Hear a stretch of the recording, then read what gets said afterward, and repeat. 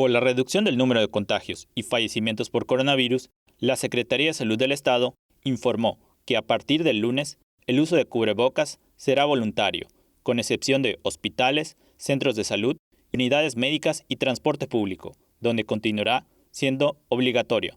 En la reunión del Comité de Expertos, integrado por los mejores especialistas yucatecos en salud pública y privada que encabezó el secretario de Salud del Estado, Mauricio Sauri Vivas, se informó que la actualización de las cifras del comportamiento del coronavirus se actualizará cada quincena en la página electrónica de la dependencia estatal. Las cifras del comportamiento del COVID-19 en el estado se actualizarán a partir del lunes en la página electrónica salud.yucatán.gov.mx. Teleyucatán te informa. Teleyucatán te informa, lunes a viernes 3 de la tarde. Síguenos.